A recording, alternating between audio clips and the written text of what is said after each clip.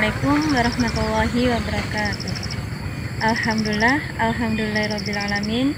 Wabihi nasta'in wa ala umutun jawatin. Wassalatu wassalamu ala ashrafil anbiya wal mursalin wa ala alihi wa ashabihi ajma'in. Asyhadu an la ilaha illallah wa asyhadu anna Muhammadan abduhu wa rasuluh. Amma ba'du. Anak-anakku yang soleh dan solehah dan dirahmati Allah Subhanahu wa Ta'ala, dimanapun kalian berada, marilah kita panjatkan rasa puji syukur kita kehadirat Allah Subhanahu wa Ta'ala, yang mana pada kesempatan pagi ini kita masih diberi kenikmatan, karahmatan, taufik dan hidayahnya, sehingga kita bisa melaksanakan ibadah di bulan Ramadan ini dengan keadaan sehat walafiat. Bingkolina alhamdulillahirabbil alamin. Sholawat dan salam marilah kita sanjungkan kepada junjungan kita Nabi Agung, Nabi besar, Nabi Muhammad sallallahu alaihi wasallam, yang mana beliau adalah Nabi yang telah membawa umatnya minas zulumati ila nur, yakni dinul Islam. Dengan ucapan Allahumma sholli ala sayyidina Muhammad wa ala ali sayyidina Muhammad, mudah-mudahan kita semua mendapat syafaatnya, mendapat pertolongannya besok di hari kiamat. Amin ya robbal alamin. Anak-anakku yang soleh dan solehah, pada kesempatan pagi ini Bu Guru akan menyampaikan tentang orang-orang yang merugi di bulan Ramadan. Pada bulan Ramadan, umat Islam diwajibkan untuk melaksanakan puasa. Dan yang namanya wajib, apabila dikerjakan mendapat pahala, dan apabila ditinggalkan mendapat dosa. Sebagaimana firman Allah dalam surat Al-Baqarah ayat 183 yang berbunyi, A'udzubillahi minasyaitonirrajim. Bismillahirrahmanirrahim. Ya ayyuhalladzina amanu kutiba alaikumusyamu kama kutiba alal ladzina min qablikum la'alakum tattaqun. Yang artinya, hai orang-orang yang beriman, diwajibkan atas kamu berpuasa sebagaimana diwajibkan atas orang-orang sebelum kamu agar kamu bertakwa. Bertakwa adalah menjalankan semua perintah Allah dan menjauhi segala larangannya. Dari firman Allah tersebut sudah jelas bahwa puasa Ramadan adalah hukumnya wajib. Namun ada beberapa orang yang ketika berpuasa mereka itu tidak mendapatkan apa-apa. Yang didapatkan hanya rasa lapar dan dahaga saja. Dalam sebuah hadis riwayat At-Tabrani yang berbunyi, ruba shaimin haduhu min siyamihi al-ju'u wal 'atas, yang artinya betapa banyak orang yang berpuasa namun dia tidaklah mendapat apa-apa kecuali hanya rasa lapar dan dahaga saja. Menurut Abdul Aziz As-Sadiqnan, bahwa orang yang merugi di bulan Ramadan itu ada 5 golongan. Yang pertama adalah ja'ala syahru Ramadan kal muqtada, yang artinya menganggap biasa bulan Ramadan. Kemudian golongan yang kedua yaitu taghayyurut taqwa fi syahri Ramadan, yang artinya berubah alim hanya pada bulan Ramadan. Kemudian golongan yang ketiga yaitu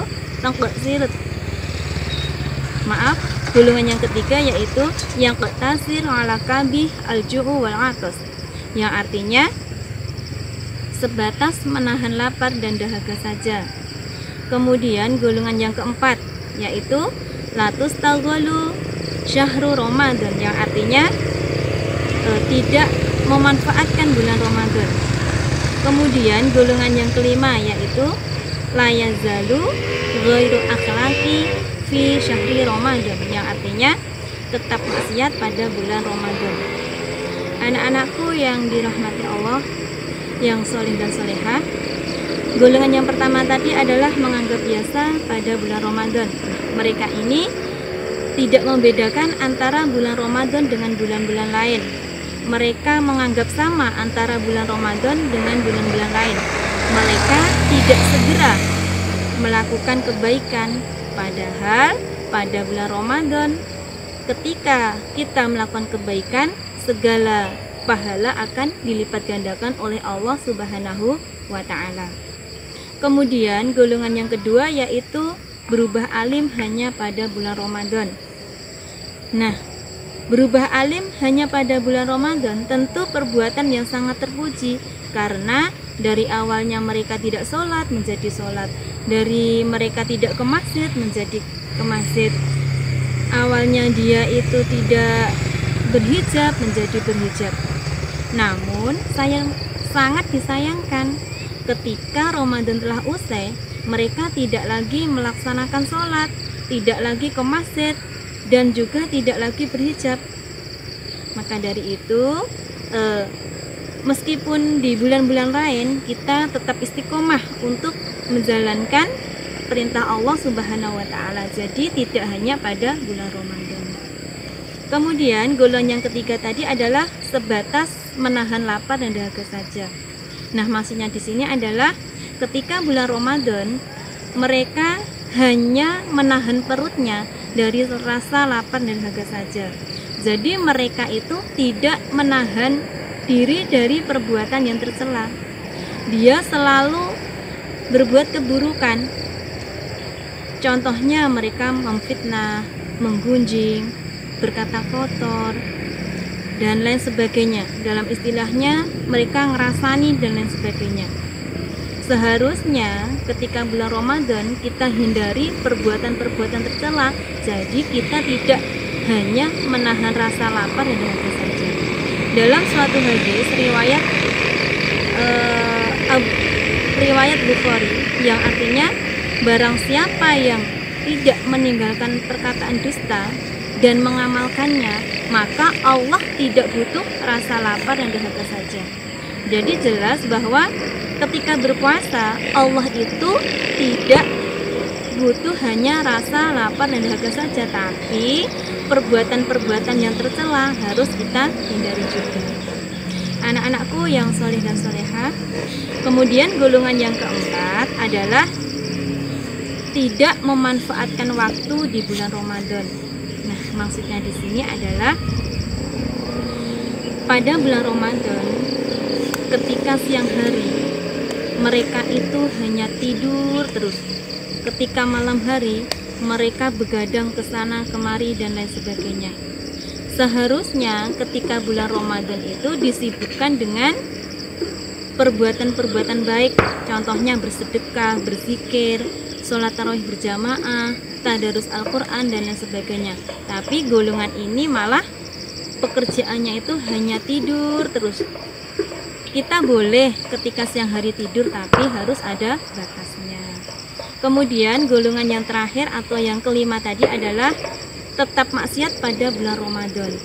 Jadi ketika bulan Ramadan mereka itu tetap maksiat kepada Allah. Mereka tidak sholat, tidak puasa tanpa adanya udzur syar'i. Jadi mereka selalu seperti bulan-bulan lainnya, tetap maksiat kepada Allah. Nah, anak-anakku yang soleh dan solehah, demikian kultum yang dapat Guru sampaikan. Semoga kita semua menjadi umat yang selalu bertakwa dan kita berusaha sebisa kita, semampu kita untuk selalu melaksanakan perintah Allah dan menjauhi segala larangannya. Dan bulan Ramadan ini hanya tinggal beberapa hari. Kita gunakan waktu kita sebaik-baiknya untuk berlomba-lomba dalam kebaikan. Semoga apa yang Bu Guru sampaikan tadi dapat bermanfaat bagi kita semua, khususnya bagi Bu Guru sendiri.